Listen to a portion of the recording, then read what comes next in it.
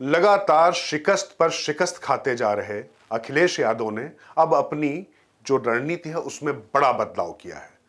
जिन गढ़ों पर सपा का कब्जा होता था, या ये कहा जाए कि उनके लिहाज से उनकी पारंपरिक सीटें थी, अब उन पर पूरी तरीके से उन्होंने घेरेबंदी शुरू कर दी है। इस कड़ी में आज बड़ा फैसला हुआ है गुड्डू जमाली को समाजवादी पार्टी में लाने का। ये वही गुड्डू जमाली है जिन्होंने आजमगढ़ की परंपरागत सीट, जो मुलायम सिंह यादव की बहुत पसंदीदा सीट होती थी, उस सीट में सपा को पटखनी देने में बहुत महत्वपूर्ण भूमिका निभाई थी।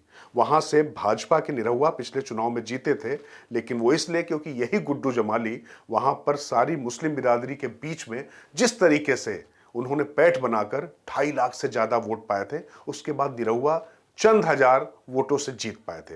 अब वो गुड्डू जमाली समाजवादी पार्टी में आ गए हैं। माना जा रहा है कि उनको एमएलसी बनाया जाएगा, और उनका स्वागत कितने जोशो खरोश के साथ अखिलेश यादव ने किया, आप जरा खुद सुनिए और अंदाजा लगाइए कि उनके लिहाज से कितना बड़ा फैसला है।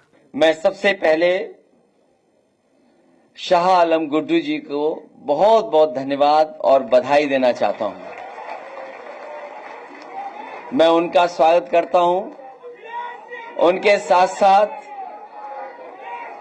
उनके सभी सहयोगी साथी जो आज इस हॉल में हैं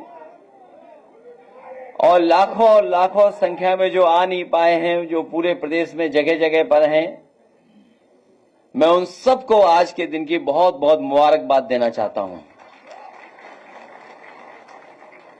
मुझे याद है 2022 के चुनाव से पहले गुड्डू जमाली साहब हमारे पास आए थे। किन्हीं परिस्थितियों, किसी कारण हम लोगों का साथ नहीं हो पाया,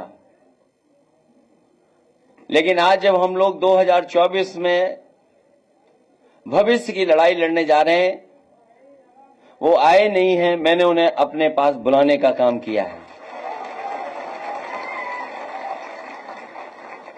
मैं अपनी तरफ से और पार्टी की तरफ से पूरा भरोसा दिलाता हूं, जिस जिम्मेदारी के साथ आप दूसरे दल में थे,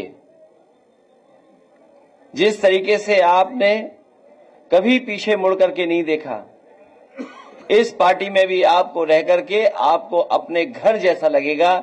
ये आप अपनी पार्टी में वापस आए हैं। तो सुना आपने अखिलेश यादव को कि गुड्डू जमाली में आने के बाद, गुड्डू जमाली के सपा में आने के बाद कैसे वो जोश और खरोश से भरे नजर आ रहे हैं। वो भी तब जब एक दिन पहले राज्यसभा चुनाव में बीजेपी ने उन्हें जोरदार झटका दिया है।